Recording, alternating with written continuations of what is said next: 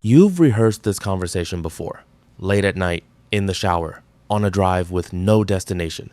The one where God finally sits you down and says everything you've been afraid He's thinking about you. The abortion you never told your parents about, the addiction you hid for years behind a smile, the affair, the years you walked away from church and didn't look back, the things you did to survive that you still can't say out loud. You've imagined that conversation 100 times, and in almost every version, He's disappointed, He's distant, He's listing it all back to you like a court reading a verdict. Here's what I need you to understand before we go any further. That conversation you've been imagining is not the one Jesus would actually have with you. Not even close. Today, I'm going to walk you through what Jesus would actually say to someone with your exact past. Not the version your shame wrote for Him, but the version Scripture already recorded, over and over, with people whose pasts make yours look tame. Stay until the end, because the last thing I'm going to show you is the one moment in the Bible where Jesus looks directly at someone who did something unforgivable by human standards. And what He says next will change how you see your own story. Let's begin. Here's something most people get backwards.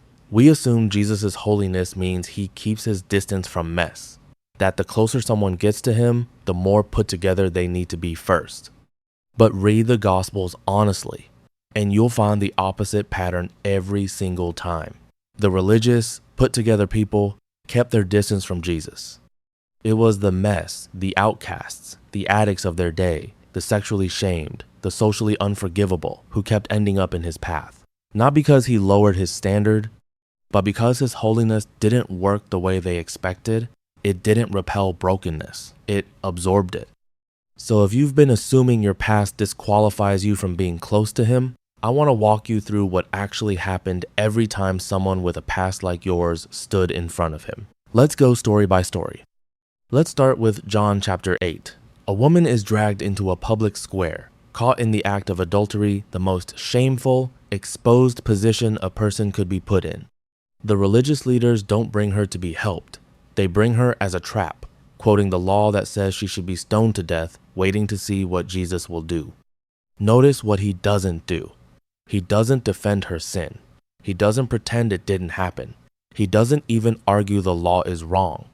He bends down, writes something in the dirt, and says one sentence that dismantles the entire crowd. He who is without sin among you, let him throw the first stone. One by one, they walk away, until it's just her, standing alone in front of the one person who actually had the right to condemn her. And what does He say? Woman, where are your accusers? Has no one condemned you? No one, Lord. Neither do I condemn you. Go and sin no more. Read that again. The one person qualified to condemn her didn't. Not because her sin wasn't real, but because condemnation was never His mission. Transformation was. He didn't say, go and feel guilty about it forever. He said, go and sin no more, because He believed she was capable of a different future than her past. That's what He'd say to you about the thing you think disqualifies you the most. Now go to John chapter 4. A woman walks to a well in the heat of the day alone, at a time when other women wouldn't be there, because she's avoiding them. 5 failed marriages behind her. Currently living with a man who isn't her husband.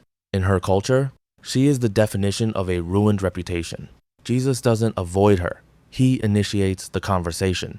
He asks her for water, which, in that culture, was already scandalous. A Jewish rabbi speaking to a Samaritan woman alone.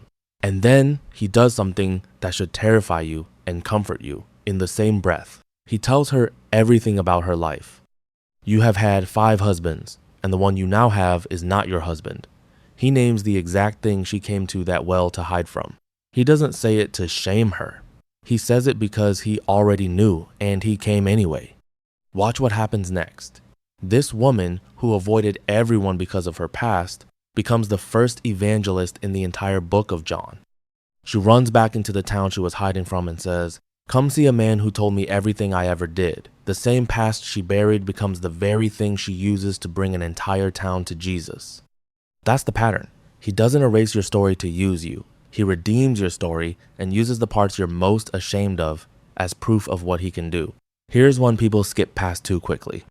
Peter, the disciple who walked with Jesus for 3 years, who declared, "Even if everyone else falls away, I never will," denied even knowing Jesus 3 times in a single night, at the exact moment Jesus needed him most. Not under torture, not under threat of death, under the pressure of a servant girl asking a question by a fire. And Luke's gospel records something devastating. Right after the 3rd denial, the rooster crows, and the Lord turned and looked at Peter. Not a lecture, not words, just a look. And Peter went out and wept bitterly.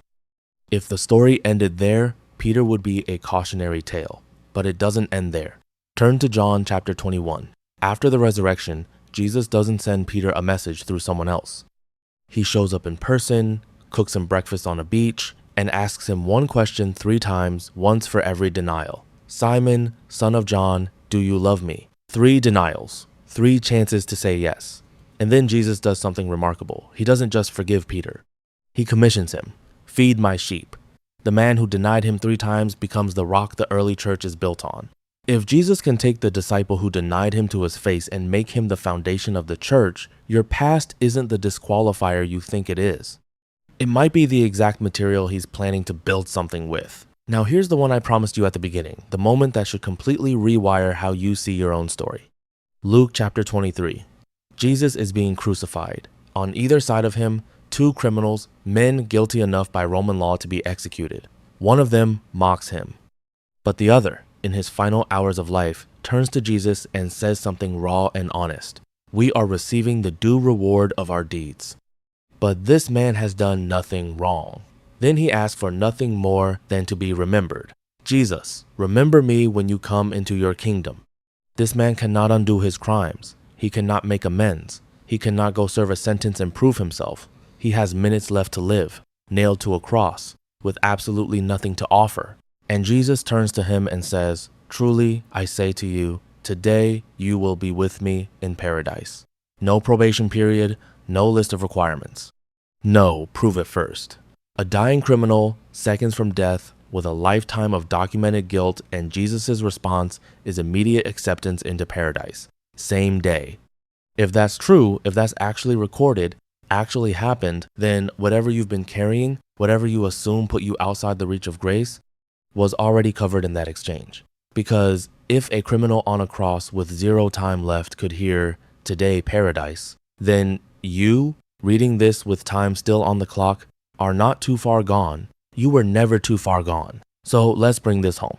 What would Jesus actually say to someone with your exact past? He wouldn't lead with the list. He wouldn't open the conversation by cataloging every mistake, because that was never his pattern with anyone in Scripture.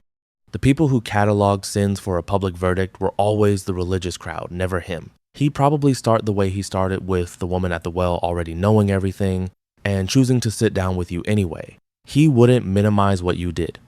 He never told the adulterous woman her sin didn't matter. He told her to go and sin no more because it did matter, and he believed she could walk in something different. Grace was never Jesus pretending sin isn't serious. Grace was him being serious about it and still choosing you. And here's the part that trips people up the most. He's not waiting for you to clean yourself up before the conversation starts. Every single story we just walked through, the woman caught in the act, the woman with 5 marriages, Peter after his denial, the thief with minutes left, every one of them came to him in the middle of their mess, not after they fixed it. The cleaning up happened after the encounter, never before it. So if you've been keeping your distance because you feel like you need to get your life together first, you have the order backwards. He meets you exactly where the woman at the well was standing, exactly where Peter was standing by that fire, exactly where the criminal was hanging on that cross. Not after, there. Whatever you did, whatever's on the list you keep replaying at 2 a.m., it does not disqualify you from this moment. It's actually the exact entry point he's used with everyone who's ever gotten close to him in Scripture. Not despite the mess, through it. If something in this hit you, if you recognized your own story in the woman at the well, or in Peter's denial, or in that thief on the cross, I want you to do something practical right now.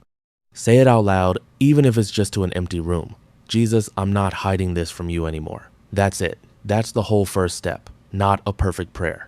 Not fixing anything first, Just stop hiding the thing. If this helped you see your past differently, subscribe, because next week we're going even deeper into how to actually let go of shame that keeps resurfacing even after you know in your head that you're forgiven. Your past was never too heavy for grace to carry. It was actually the exact weight grace was built for.